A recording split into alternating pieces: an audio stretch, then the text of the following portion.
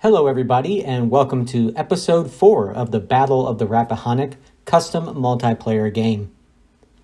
In part 3, we reviewed the turns between 8 a.m. and 9:40 a.m. We had gotten to the point where the Confederates had launched their attack on Reynolds' Grand Division, and they had completely isolated the Iron Brigade down in the south.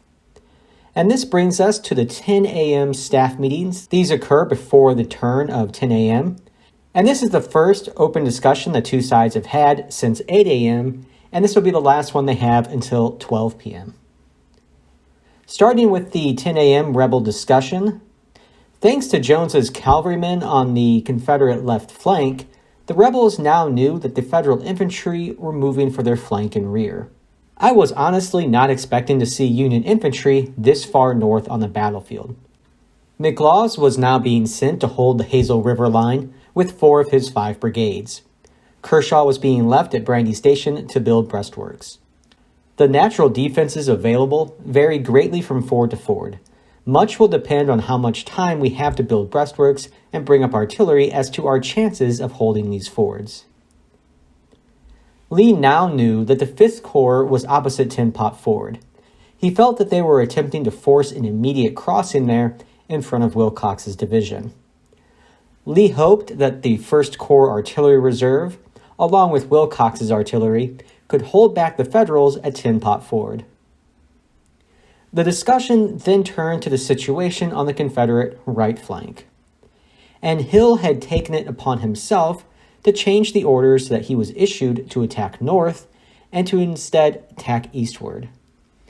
I had fully decided to move north instead of east when the last orders were issued, but seeing a few glimpses of Yank movements and the good scouting of W.H.F. Lee's cavalry led me to believe there might be an opportunity to catch some Yanks moving up in transition, and I thought perhaps it might be possible to catch them unawares. Wow, I had no idea it would be the entire Iron Brigade we would find.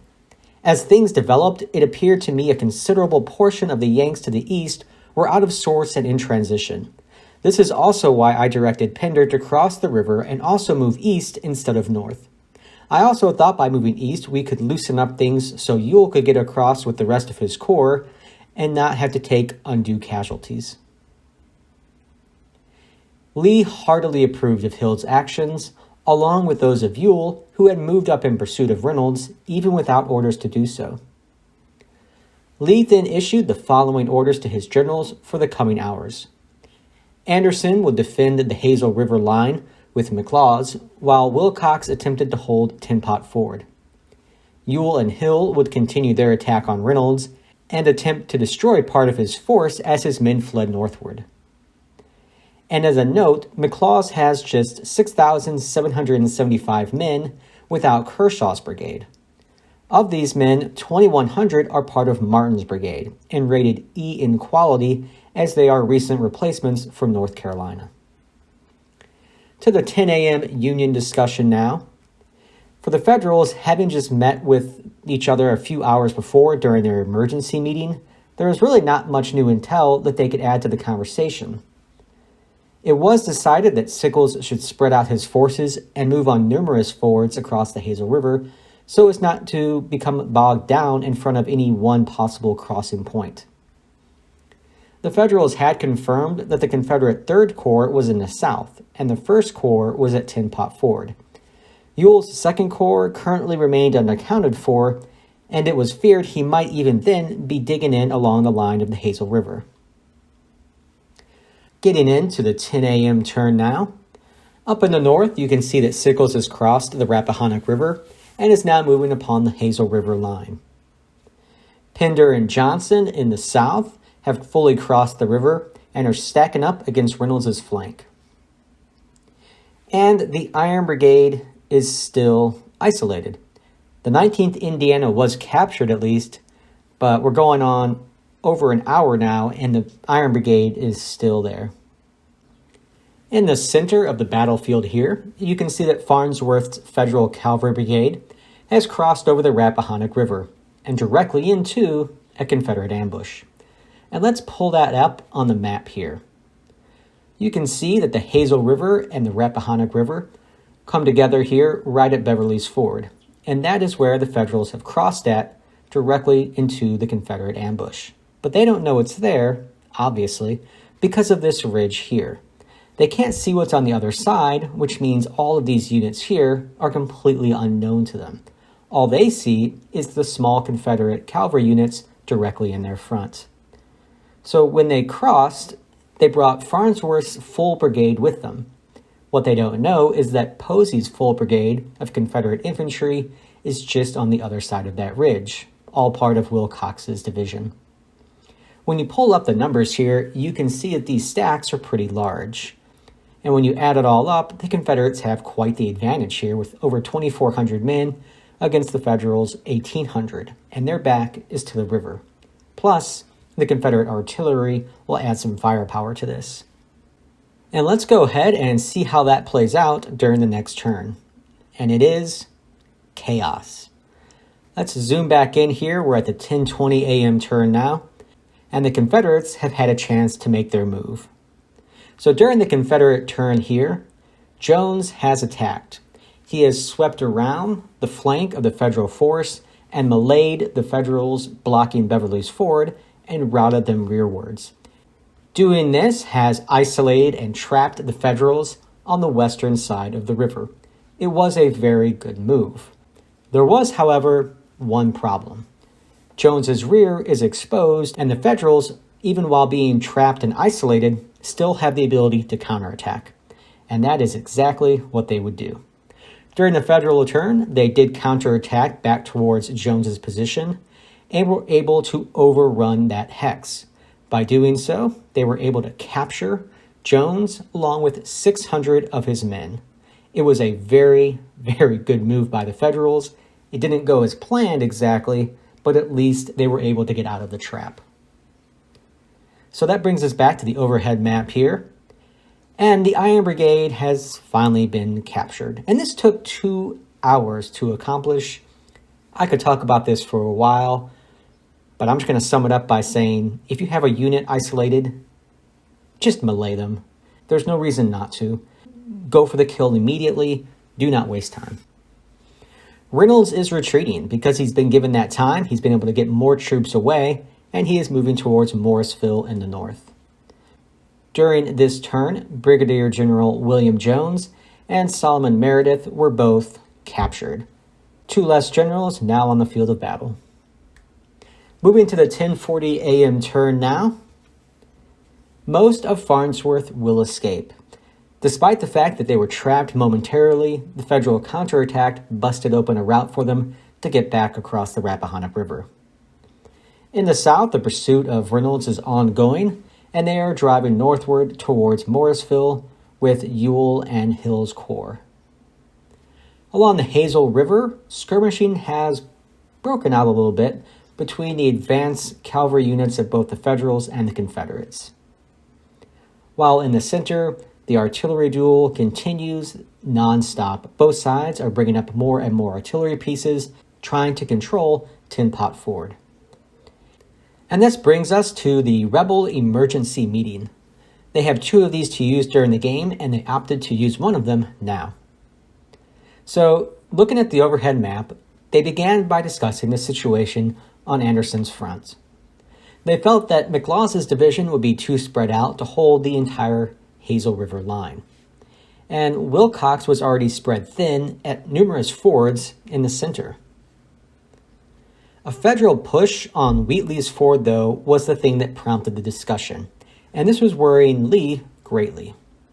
Anderson didn't have enough men in order to cover Wheatley's Ford that far on his right flank. He was now covering a line about 14 miles long with his 2 divisions. Hill felt that the best way to help Anderson was just to keep putting pressure on Reynolds. Our best bet right now is to keep up the pressure from our 2 corps in the south, pushing north and northeast as aggressively and as fast as we possibly can, biting off small chunks of the enemy as he retreats. If he stands and fights anywhere along the line, we can attempt to surround and throw a heavy punch. Right now, he is working to block being surrounded and keep open the roads available for withdrawal. Hill would regroup Rhodes's division and push to relieve pressure on Wheatley's Ford, while Pender, with Ewell's corps, continued the attack on Reynolds. My 2 cents on the rebel emergency meeting real quick is that Anderson is in more trouble than the rebels know about. Sickles has about 32,000 men moving towards the Hazel River, and McLaws has 6,775, and they're spread out over 7 miles. So it's not going to be an easy thing to hold that line, maybe at all. I think the Federals are just going to pour right across. The center is actually safe at Wheatley's Ford. The Federals have no offensive plans there at all, but I get why it appears to be an emergency from the rebel standpoint. They just don't have enough men to cover such a long line. Lastly, Hill should be bringing both Rhodes and Pender to attack up the Rappahannock River. And let's go ahead and take a look at this real quick because I've been saying this for a while now. Reynolds is all but useless right now. He is retreating to the north towards Elkton or maybe Bealton, but either way, he's not going to the west towards Barnes or Tin Pot Ford. And Ewell can handle the pursuit by himself. There are only 3 roads to use, and he's got Hampton's cavalry division and his own 2 infantry divisions, which have taken very few casualties up to this point. Hill should launch an attack up the river to dislodge the Federals at Tin Pot Ford. This would make the most sense, and to get this done, he needs to bring Rhodes and Pender with him, and they could sweep right through Sykes' division and strike the Federals at Tin Pot Ford, where all their artillery is concentrated. This is just all my opinion. Looking at it from above, it's always super easy, and I always try to remind people I'm just doing this for entertainment and commentary, and if I was on the battlefield, I might be doing the same thing as the Confederates right here, but there is another option, they just haven't seen it yet. Moving to the 11 a.m. turn now, there is action at Burnt Bridge Ford. The Federal cavalry is starting to gang up there against the lone Confederate unit, and they are making progress. In the south, Rhodes has begun to disengage his division, and they are pulling out of the battle to begin their march northward to relieve the pressure at Wheatley's Ford. While in the south, Reynolds is making a rearguard action against the pursuing Confederates. 11:20 a.m., Birney's corps is getting closer. The Hazel River is just a few turns away, and they are bringing a large force with them, and McLaws has not had a chance to get into a real position just yet. In the center, the artillery just keeps banging away. If you watch the artillery losses on the right-hand side, you'll see that they continue to escalate just a little bit each turn. It's becoming a burial ground for artillery pieces around Tin Pot Ford. On to the 11:40 a.m. turn now, and the Burnt Bridge Ford action increases. More cavalrymen are now firing at the Confederates across the river, and Ward is coming directly behind them. So things are getting harder and harder for the Confederates along this turnpike. At Wheatley's Ford, Burbank has attacked. It doesn't preface any larger attack by the Federals, it just so happens that they feel the need to try to push the Confederates away from this point in order to secure their own right flank. They have no offensive plans, but the Confederates are unaware of that. And the 2nd Delaware. So about an hour ago, the 2nd Delaware found itself cut off and surrounded. I didn't even put it on the map because I assumed they would be quickly gobbled up and captured. Instead, they remain on the map blocking a main road and somehow holding up an entire division. And here's the overhead map. The 2nd Delaware is located right there, while Pender's division now has them completely surrounded. And this is just silly at this point. There are 275 men in the 2nd Delaware, and there are over 4,300 now in Pender's division completely surrounded and shooting them up. And this is just wasting time. Reynolds is escaping, the Federals are retreating up that road, and this has been going on, like I said, for an hour now. When you have units surrounded, isolated, just capture them. All right, time for my unasked for 2 cents, even more than I just gave a second ago. But let's look at the entire last 2 hours taken together. And here is the overhead map at the end of turn 25. And Anderson's position. Love it or hate it. I love it if it works. Right now, it is super spread out. He is covering a line that is forever long, and I just don't see how it could work. There's just too many Federals, too much pressure against it. There's no reserves, and Wilcox and McLaws are stretched to the breaking point. If the Federals get across in force at any single point, the entire line is going to collapse. What the Confederates are counting on is the timidity of the Federal players, and they're hoping that they can bluff them into believing that each and every ford is heavily guarded. Unfortunately for them, that's just not going to happen. The Federals are coming in force, and they're going to bust right across the Hazel River over the next few hours. And Hood should be moving to attack along the river. I said this before, and I'll say it again. They have an opportunity here to drive north, to combine Anderson with Hill, and also to control the center of the map, and that opportunity is being missed. But everything seems to be working, and so I can't really argue too much when they're winning the battle currently. So as long as everything's working, keep doing what you're doing, right? For the Federals, it's a long game. I've said this a few times. Their time is coming. The Confederates won round one. The Federals need to get over it, and they need to concentrate on what comes next. Reynolds needs to unite with Meade. This is big. Reynolds right now is heading towards probably Elkton, Bealeton, Warrenton Junction. His line of retreat is going in that direction, and that is a mistake. He needs to move to Tin Pot Ford. If he can link with Meade's forces there, the Federals have a much more compact army and can resist really anything once they get across the Rappahannock River. They could actually merge all three of their corps to the west of the river and be united once more. And as mentioned, they just need to recover from their mistakes. Losing the Iron Brigade was painful. Having Farnsworth nearly cut off and captured was equally painful. But they have to get over it, they have to move forward, and continue the battle with a clear plan in place. So what am I looking forward to in the next part? Well, Sickles' grand division in action. I've been waiting for this for hours. Sickles will finally have an opportunity to join the real battle and get at the Hazel River and probably cross right over it. Reynolds' movements. Can Reynolds escape? Is he going to get bogged down? Will he be cut off? We're going to find out.